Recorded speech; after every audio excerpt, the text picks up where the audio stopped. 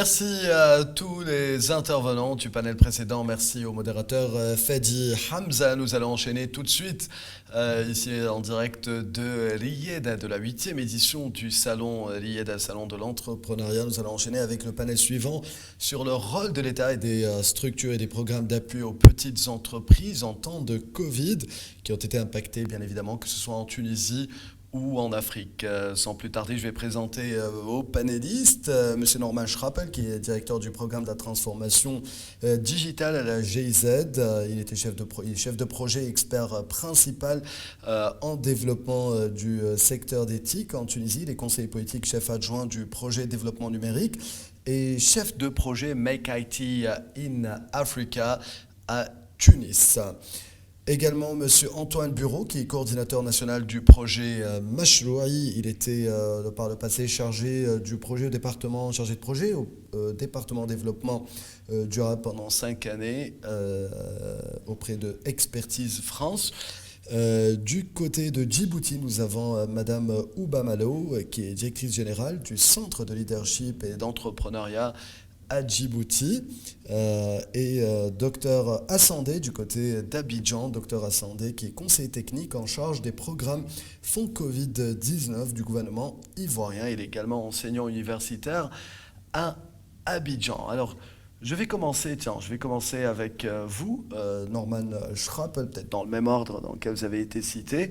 Norman Schrappel, j'ai envie de vous demander tout simplement, alors vous êtes assez connu ici à Tunis, donc on va peut-être pas revenir spécifiquement sur ce que vous faites, vous êtes très engagé dans l'écosystème entrepreneurial tunisien et même africain d'ailleurs, mais alors précisément comment la GIZ, vous êtes en train d'accompagner les PME impactées par Covid-19 et comment vous accompagnez peut-être le gouvernement pour également mieux répondre à ces problématiques concernant les PME impactées. Ensuite, je reviendrai vers vous avec une autre question parce que vous travaillez directement également sur la digitalisation du gouvernement tunisien, mais ça va être une autre paire de manches. Mais déjà, parlez-moi de ce que vous faites pour les PME.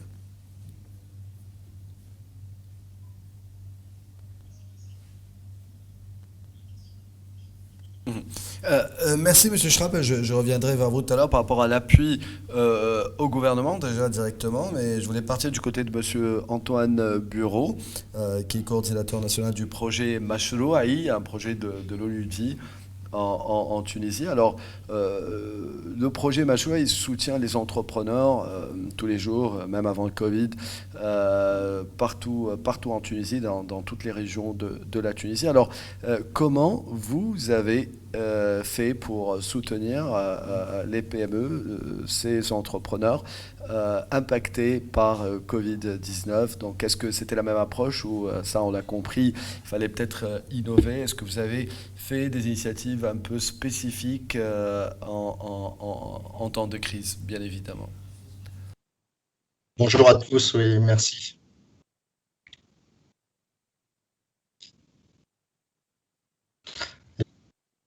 Sur notre mission de représenter, mais vraiment très brièvement, le projet Mashroui, où on agit effectivement dans l'assistance auprès d'entrepreneurs. On couvre 14 gouvernorats sur le territoire tunisien. Et donc, nous sommes un programme qui existe depuis 2013, mais qui s'est renforcé depuis 2017, avec des innovations particulières, effectivement, durant l'année 2020, sur lesquelles on va revenir. On a un programme qui est financé par USAID et la coopération italienne, et qui agit justement en partenariat avec les structures locales. On a le partenariat avec le ministère de l'Industrie, l'enseignement supérieur, le ministère de l'Emploi, le développement régional. Et donc, on a, nous, pour mission, derrière, d'œuvrer, en tout cas de contribuer à la sensibilisation à l'entrepreneuriat. On a différents publics, en fait, de cibles que l'on accompagne. La sensibilisation à l'entrepreneuriat, elle passe par des accompagnements auprès des étudiants. On a un ancrage institutionnel dans les ISET, les Instituts supérieurs technologiques du pays, et nous travaillons main dans la main avec des professeurs pour intégrer justement des modules. Alors, on a eu de la chance parce qu'on utilise déjà des outils en ligne, des outils à travers une plateforme, la plateforme HP Life, fruit de notre partenariat avec la fondation Hewlett Packard. Et nous avons déjà justement des contenus en ligne, des modules qu'on a mis à disposition de l'ensemble des étudiants. On a accompagné cette année, en 2020, 300 étudiants. Voilà. L'autre public cible, il concerne des jeunes entrepreneurs dans l'ensemble du pays. Et là aussi, on a utilisé notre plateforme liée à ce partenariat avec la Fondation Hewlett-Packard pour les accompagner dans l'idéation et dans la préformulation de leur business plan. Voilà. Le troisième public et quatrième public ensuite, eux, vraiment, là, on va pouvoir tirer aussi des leçons sur la crise Covid. Premier public concerne justement des startups. Et là, la mission de Mashroy, c'est de les aider à se lancer, à être opérationnels. Et le dernier public, c'est celui d'entreprises déjà existantes qui, elles, ont un projet de développement de leur activité. Voilà. Au final, on vise la création d'emplois et le développement régional. Voilà le focus. Nous apportons une assistance en service, une assistance qui consiste à du business coaching, le renforcement des soft skills essentiellement, et aussi également à travers des prestataires, une expertise locale dans les gouvernorats. Nous accompagnons les entreprises à renforcer leurs compétences, formation technique, qui va de la boulangerie à la menuiserie, en passant par le renforcement de l'utilisation des outils informatiques. Alors, nous, le constat général sur 2 types, sur le terrain, etc., c'est vraiment d'avoir vu cette tendance positive, en tout cas, d'avoir vu de plus en plus de jeunes Tunisiens se lancer dans l'aventure entrepreneuriale et réussir à être opérationnels. C'est des entreprises qui n'existaient pas avant, qui ont acquis leurs premiers clients et qui aujourd'hui se développent. Voilà, c'est un premier constat. Sur les 137 startups que l'on a accompagnées durant l'année 2020, 122 se sont lancés, sont opérationnels aujourd'hui et maintiennent leur activité. Dire aussi que cette année, on est dans un nouveau round en fait, de sélection de nouveaux bénéficiaires et nous avons eu plus 60% de demandes d'accompagnement. Donc il y a une tendance forte, en tout cas en Tunisie, à se lancer dans l'aventure entrepreneuriale. C'est très positif. Ça montre que malgré la crise, l'envie, l'intention entrepreneuriale est là et également des efforts déjà préliminaires ont été faits. Alors l'écosystème en général également joue en sa faveur, les nombreux programmes d'appui, les structures d'appui institutionnelles également contribuent aussi largement à cela. Très bien. Maintenant, deuxième observation, nous, quand la crise est arrivée ici en Tunisie, en tout cas, personne ne l'a vu venir, c'était inédit. C'est d'abord deux réflexes qu'ont eu nos bénéficiaires. Il y a eu les bénéficiaires qui ont agi en temps de crise, ceux qui sont justement ont tout de suite réagi par rapport aux besoins de la crise. Et là, c'était des entreprises existantes, bénéficiaires du projet Mashroy. On a, par exemple, à Sidi Bouzid, 2 entrepreneurs qui travaillaient dans le secteur textile, qui ont associé leurs compétences et qui ont immédiatement réorienté leur production textile vers la production de masques pour en faire bénéficier justement les institutions et les hôpitaux. On les a accompagnés justement pour la facilitation de contrats municipaux. Je ne sais pas si vous m'entendez. Et à l'organisation logistique et de production dans ce sens.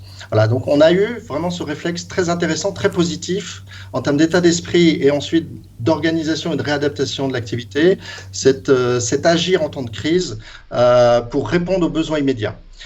On a par ailleurs pour les startups, ceux qui se lançaient, qui commençaient à devenir opérationnels, une adaptation qui s'est faite par rapport à leur business model. Et là, on peut citer le cas, d'une entreprise bénéficiaire qui, pourtant, travaillant dans le tourisme, a immédiatement accentué en tout cas ses efforts, et nous l'avons accompagné dans ce sens, vers une digitalisation de ses services, pour justement aller vers le marché local, s'adapter et préparer ensuite les marchés internationaux. Voilà. Alors, qu'est-ce qu'on a fait concrètement en 3 points par rapport à notre programme en tant que programme d'appui? On a émis l'état des lieux qui s'imposaient au moment de la crise par rapport justement à comment ces entrepreneurs étaient impactés. Donc ce mapping, il a été réalisé immédiatement, ce qui a permis d'identifier les ressources disponibles et celles qui étaient nécessaires.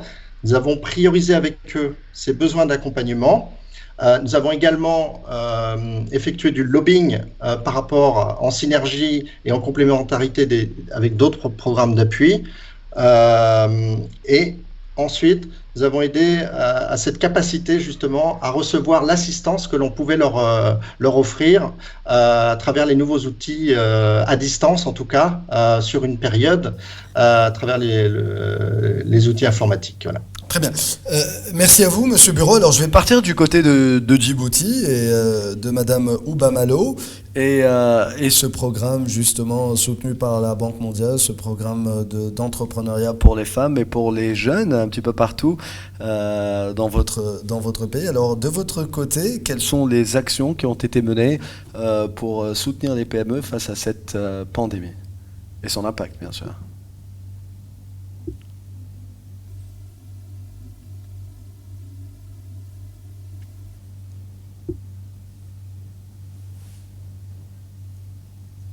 Alors moi je vous entends pas, donc voilà.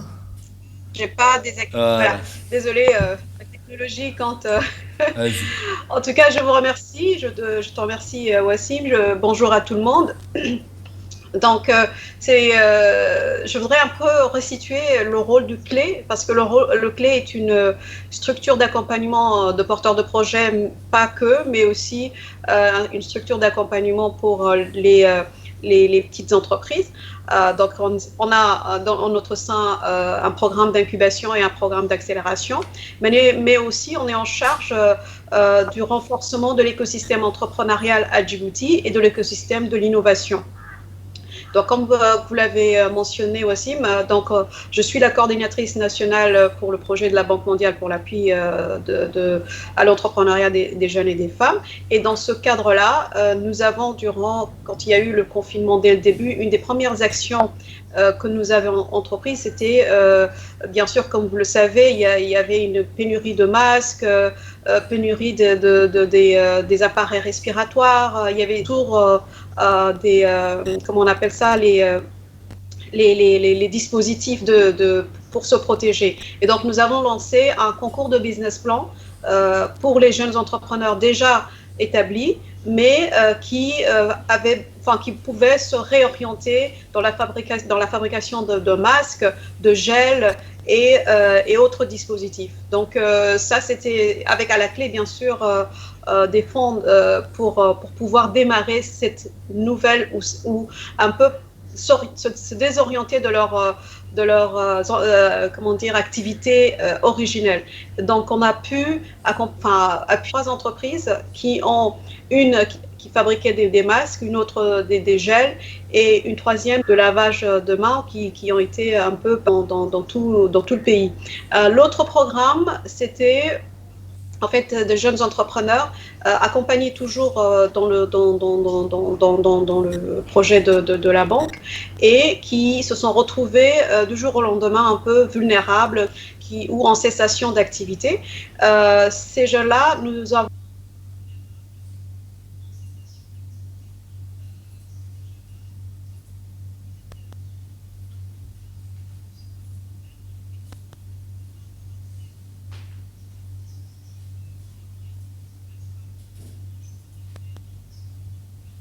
formalisé. On a fait une formalisation de masse d'environ plus de 250 entreprises qui étaient dans l'informel, qui œuvraient dans toutes les régions de la République de Djibouti, mais aussi avec un fonds d'appui pour leur permettre de subvenir au fait, ou bien, comment dire, pallier à leur perte durant le confinement. Donc ça, c'est sur les 2 aspects. Et au mois de juin, le gouvernement djiboutien nous a confié un autre projet, dont je suis la coordinatrice toujours, pour la résilience. En fait, finalement, c'est aussi de se dire, on ne sait pas quand est-ce que le Covid, on sera reconfiné, donc comment ces entreprises doivent être résilientes. Donc, surtout, on pensait aux entreprises vulnérables. et cette fois-ci dans les districts de la République de Djibouti. Et nous avons visé 2 secteurs, qui est le secteur agricole et le secteur de l'artisanat. Ça, c'est un programme qui est en cours. Donc, l'idée, c'est de les accompagner ou de renforcer leur technique de vente, de les mettre en relation sur le marché local, mais aussi sur le marché international, d'introduire les technologies pour l'amélioration de la production et l'accès au financement. Et tout ce programme ou ce projet qui a été mis en place après le Covid comporte ces différents volets. Donc, et surtout avec un volet assez important qui est là au microfinance pour ces entreprises. Voilà. Bon, je ne sais pas pour la question par rapport au rôle de l'État, il y a beaucoup de dispositifs. On va revenir justement avec Norman Schrappel pour voir comment ils ont soutenu un petit peu le gouvernement tunisien et si Mashwa également a quelque chose à ajouter à ce sujet. Mais avant, écoutons Dr Assandé, qui est conseiller technique en charge des programmes Fonds Covid du gouvernement ivoirien. Alors justement, qu'est-ce qui a été mis en place? Quelles sont les actions menées par votre gouvernement, par le gouvernement ivoirien pour soutenir les PME dans leur effort d'être des PME plus résilientes? Oui, bonjour tout le monde et merci de l'invitation. Je voudrais traduire les remerciements du DG et s'excuser de son absence parce qu'il a eu une contrainte de dernière minute. Alors, comme vous l'avez dit, je suis Dr Assandé, je suis le conseiller technique du directeur général de l'agence Côte d'Ivoire PME en charge des projets, en charge des fonds Covid destinés aux PME. Alors, lorsque la pandémie a éclaté en Côte d'Ivoire, très bien. Alors, peut-être le temps de vous récupérer. Alors, est-ce que vous nous entendez, docteur? Facture. D'accord. Le temps qu'on puisse être sûr de bien rétablir peut-être la connexion avec Abidjan, je vais peut-être revenir du côté de... Alors, je ne sais pas, allez-y. Là, on vous entend. On vous entend, allez-y. Vous ne m'entendez pas? D'accord. Alors, je préfère qu'on soit sûr que la connexion soit bien rétablie. Alors, en attendant, donc, pour ne pas être coupé à chaque fois, donc, voilà, je vais revenir du côté de vous, Norman Schrappel, donc du côté de... Alors... s'il vous plaît, voilà, je vais enchaîner avec Norman Schrappel. Soyez sûr que la connexion est bien rétablie avant de le remettre en ligne, si vous permettez, parce que sinon ça va couper à chaque 2 secondes. Forcément, on pourra entendre quelques mots, mais c'est pas pratique. Donc, on remet en ligne quand on est sûr que c'est bon. Alors, on va revenir du côté de Norman Schrappel. Alors, en plus, on doit avancer un peu plus rapidement. Norman Schrappel, une question toute simple. Alors, l'appui aujourd'hui que vous faites, que vous donnez au gouvernement tunisien par rapport à ces actions aujourd'hui en soutien aux PME touchées par cette crise, à être plus résilientes, et ce tissu des PME plus résilients. Voilà. Quelles sont vos actions pour le gouvernement et avec le gouvernement?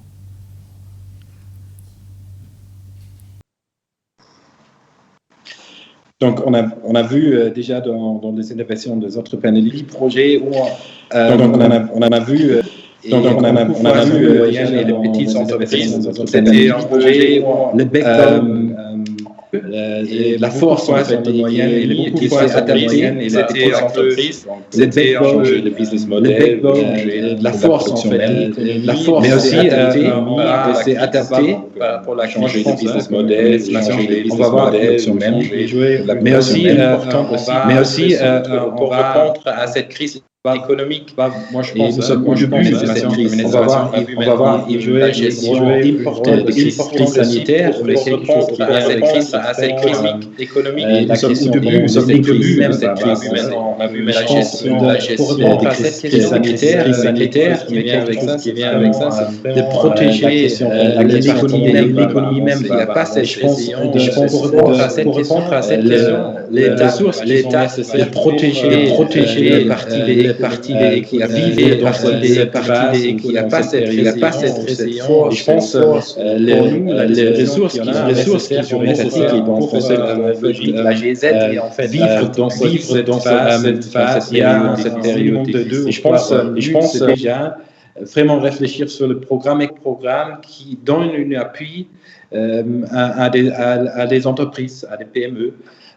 Donc en Tunisie, il y a des programmes comme le Bureau Mise à Niveau, il y a le FONFA, il y a pour les startups, certainement beaucoup des attentes vers des mécanismes de financement comme le fonds de fonds ANAVA, etc. Je pense que l'État a le rôle pour vraiment accélérer ce programme et adapter ce programme vers les besoins maintenant de financement des entreprises, etc. Je pense que l'État est vraiment la deuxième, accélérer ce programme et s'adapter un peu vers les besoins avec la crise Covid-19, mais c'est des entreprises très, très importantes et ça, c'est une administration efficace. La deuxième qui c'était en fait des références vers les besoins avec la crise qui on sait très bien, processus lourd, ça c'est une administration efficace et ça qui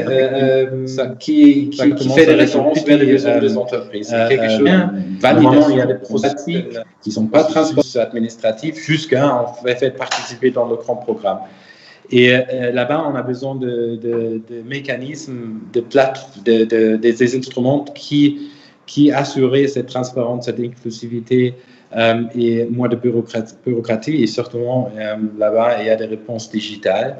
Et nous, on aide pour la Tunisie. Et la question, quel type de services sont sur la direction de PME, sont avec le ministère de l'Industrie et des agences publiques comme API, etc. Et nous sommes en train, en fait, de quels services... On va, voilà, juste pour terminer cette phrase, nous sommes en train, en fait, d'énumérer services existants et de nouveaux services pour assurer le backbone de l'économie tunisienne, les petites et moyennes entreprises, accès à cette service de l'État. Voilà, merci. Accès à cette service de l'État. Merci Norman. Je rappelle, parfois Oui, on est off, comme ça on est transparent. Donc, je voulais demander si on a pu rétablir la connexion à la Côte d'Ivoire. Maintenant, je vois ça à l'écran. Merci, vraiment, c'est excellent. En plus, vous soutenez directement, Norman, je rappelle, le gouvernement tunisien dans sa digitalisation. Donc, et ça c'est fort intéressant. Alors, nous allons revenir du côté d'Abidjan, Dr Assandé. Du coup, avec le temps qu'on a un petit peu perdu, je vais peut-être faire un 2 en 1 avec vous, Dr Assandé, parler de comment le gouvernement a fait face aujourd'hui à cette crise, mais surtout, on a envie, parce que vous êtes principalement le seul représentant ici d'un gouvernement dans ce panel. Alors, comment votre gouvernement est en train de construire un écosystème de PME résiliente? Comment vous faites pour développer ce tissu de PME résiliente? Merci beaucoup. Et puis, toutes mes excuses pour les problèmes de connexion tout à l'heure. J'espère que vous m'entendez mieux. Parfait. Allez-y. Rapidement, j'étais en train de dire que dans le cadre de son plan, le gouvernement a utilisé différents instruments. Dans un premier temps,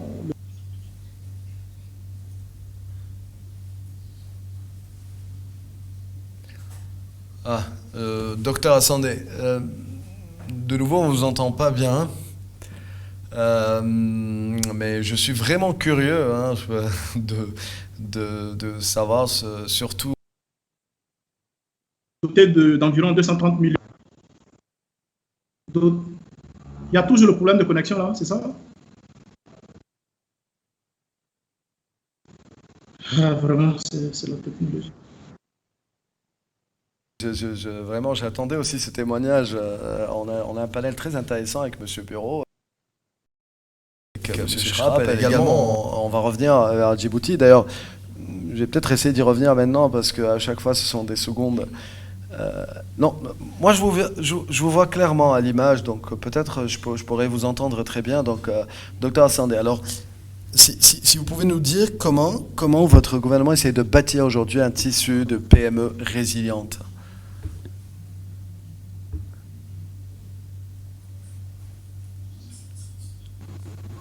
Allez-y. Allez-y. On espère aussi.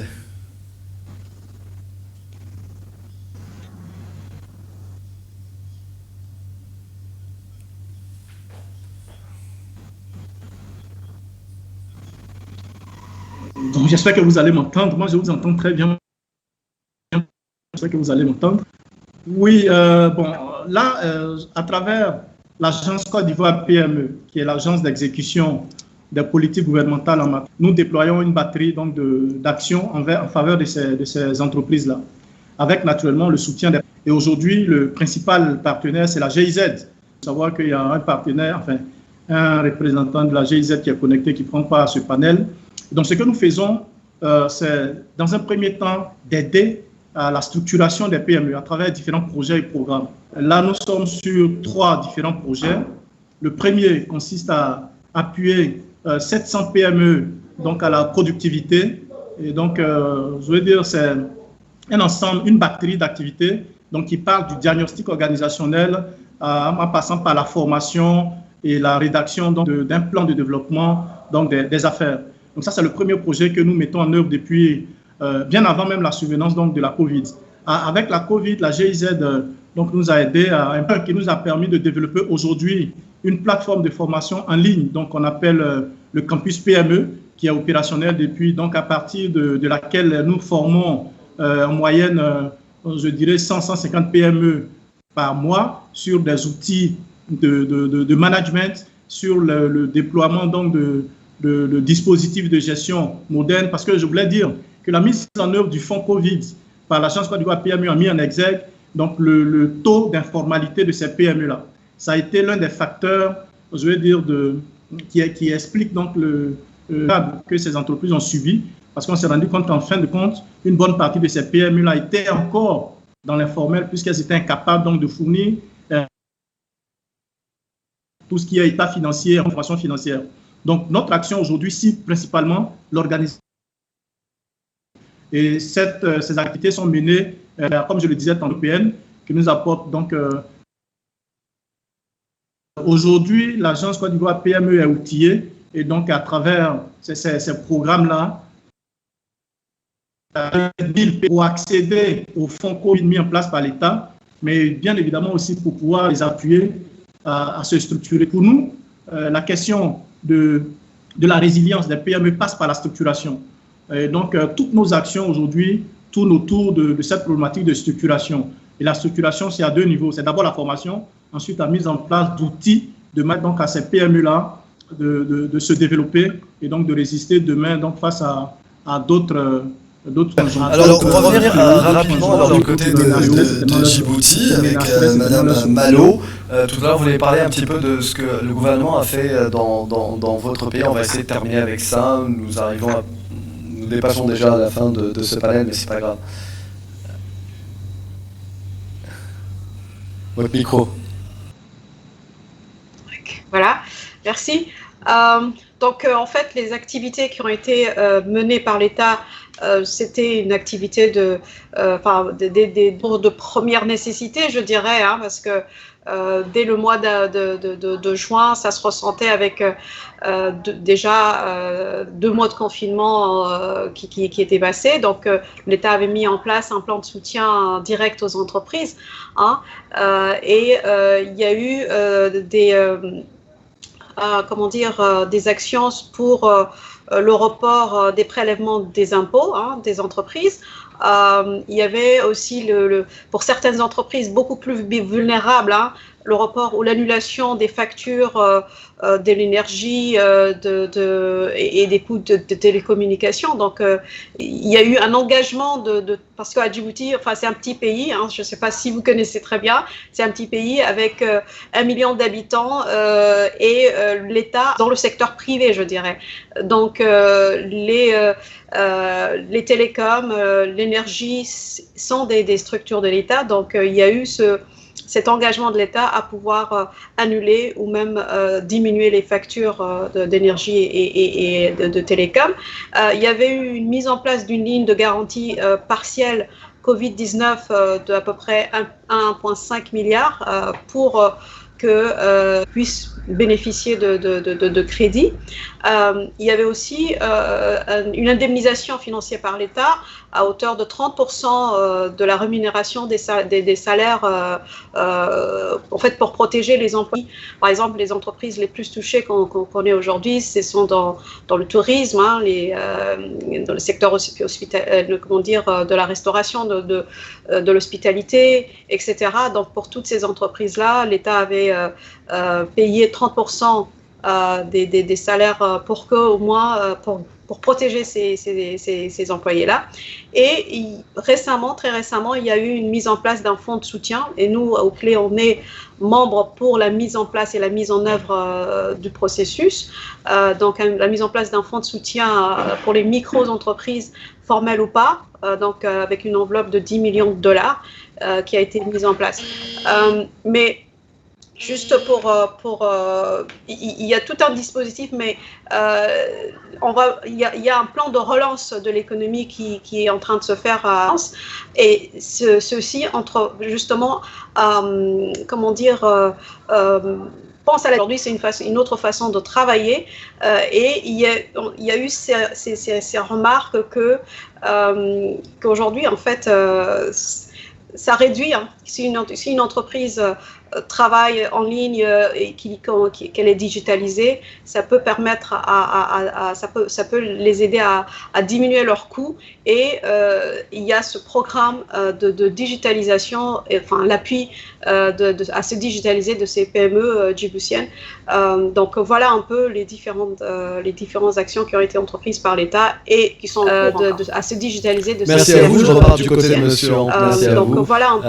Je repars du côté de monsieur Antoine Bureau. Alors, je ne sais pas juste si pour vous m'avez terminer, entendu. pour savoir un petit peu. On vous a très bien entendu. Bon, tout à l'heure, on entendait même les oiseaux. C'était encore plus agréable. Donc, et on connaît très bien, bien sûr, votre pays, un très, très, très beau pays. Et avec énormément de potentiel et d'opportunités. Et ça nous fait plaisir de voir, en tout cas, de par votre témoignage, que vous gérez. On a perdu notre modérateur. Je pense qu'ils ne m'entendent pas. Donc là, vous m'entendez? Là, c'est bon? C'est bon, vous m'entendez? Bon. Là, c'est un peu plus compliqué. S'ils ne m'entendent pas... Vous m'entendez? Non? Si? Non? D'accord. Bon, une petite transition alors et on va essayer de reprendre...